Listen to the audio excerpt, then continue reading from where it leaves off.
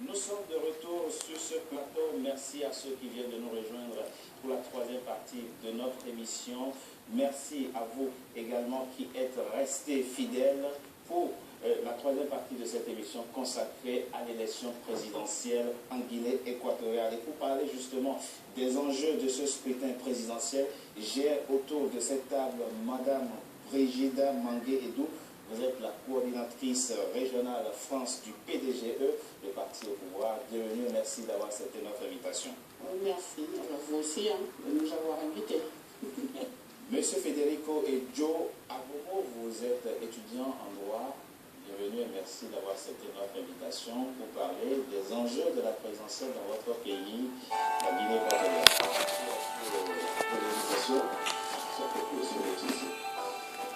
Le président Kodo Obiangema Bazede, 73 ans, doyen des chefs d'État en termes de longueur au pouvoir. ¿Cómo estás? Bien.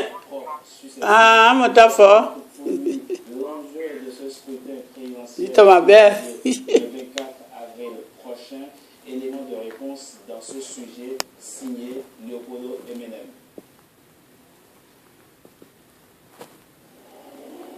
Résoudre le problème du chômage et développer l'industrialisation sur Villarone, un défi pour le candidat du Parti démocratique de la Guinée équatoriale, Teodoro Obiang-Nguema, en meeting dans les localités ce lundi. Le leader du parti au pouvoir s'est engagé à exécuter son programme relatif à l'industrialisation du pays. Pour le président sortant, c'est la seule condition pour générer des milliers d'emplois. Malgré le mauvais temps, les militants sont venus écouter le candidat du PDG. Ici à Anogon, nous avons déjà tout. Nous avons juste besoin d'un marché pour faciliter le commerce.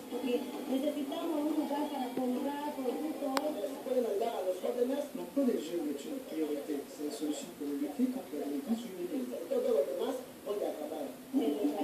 Il faut de l'eau potable sur l'île d'Anogon. L'État peut mettre à notre disposition des infrastructures capables de nous aider dans l'approvisionnement en eau. Une superficie de 19 km² est peuplée de 5000 habitants. Anogon est une île enclavée qui aspire à devenir une ville touristique. La campagne électorale, selon le candidat du PDGE, est une occasion d'échanger avec les populations locales afin de mettre en place des politiques adaptées à leur réalité. Je suis candidat pour continuer à promouvoir le développement d'Anogon. Il n'a pas été facile de transformer cette île telle que nous la voyons aujourd'hui. Et malgré la difficulté, je crois que nous devons continuer. Anogon doit être un lieu touristique, un lieu qui produit. La transformation de pescado aquí en Anogon. Anogon a été la prochaine étape de la campagne électorale du candidat du PDGE. À cette étape, Teodoro Obiang-Nguema a promis aux jeunes de l'emploi et la mise en place d'une politique de valorisation du potentiel touristique de l'île Anogon. Madame Mangué-Edou, quel est pour vous l'enjeu premier, l'enjeu principal de ce scrutin du 24 avril? Si vous me permettez, je veux d'abord vous dire c'est quoi la Guinée équatoriale. L'enjeu de l'écoutin le dimanche 24 avril, c'est récent. Il faut commencer, c'est quoi la Guinée équatoriale.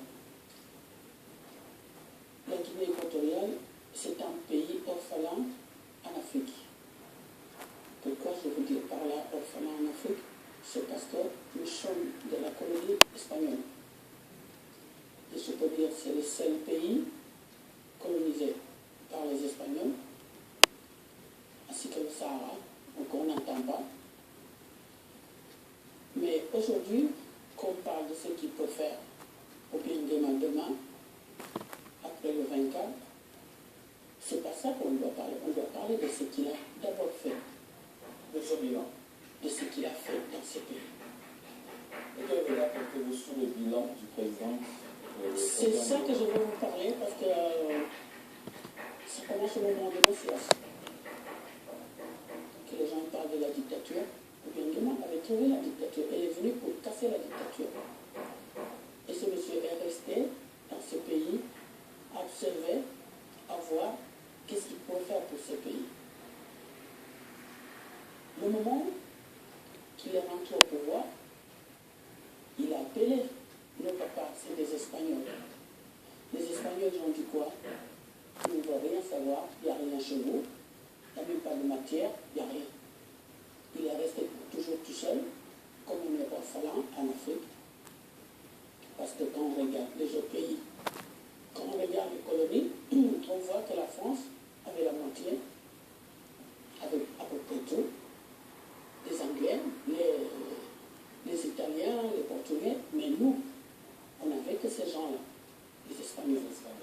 Donc on nous a laissé abandonner avec le président Obiangema. Faites ce que vous voulez de votre pays, que vous avez trouvé dans la merde. Excusez-moi de terme. Je vous en prie. Et le monsieur est resté lucide pour voir qu'est-ce qu'il pourrait faire dans son pays. Donc vous me demandez le bilan. Il faut voir ce qu'il y a dans nos pays aujourd'hui. C'est grâce à cet homme, Obiangema Mbasogo. Il a fait toutes les infrastructures qu'on voit aujourd'hui. Qu'est-ce qui manque en Guinée? Qu'est-ce que les gens les attendent? La formation. Parce qu'en Afrique, la formation des jeunes. Justement, à propos de formation des jeunes, monsieur, à vos mots, j'allais vous poser effectivement la même question. Vous posez quel regard aujourd'hui sur le parcours du président Obiangema, sur le bilan du président Obiangema? Bon, déjà, comme l'a dit madame la coordinatrice, madame Mangué, le bilan du président, il commence à partir du moment où il prend le pouvoir, c'est-à-dire en 79. Donc de 79 à aujourd'hui 2016, pour moi personnellement, le bilan, je le trouve très positif.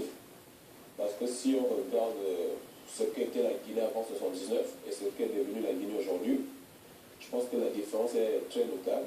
Et on n'a pas besoin de le raconter, c'est quelque chose qu'on peut voir à l'œil nu. Donc pour moi, personnellement, l'enjeu de ce scrutin, c'est d'éviter que quelqu'un, un candidat venu d'ailleurs, peut-être que la population ne connaît pas, que le peuple ne connaît pas. Il y a les Équato-Guinéens dans la course bon, à la présidentielle. quand je dis venu d'ailleurs, c'est les gens qui essayeraient, bon, les Équato-Guinéens, mais les gens qui essayeraient de changer la mentalité, par exemple, des jeunes,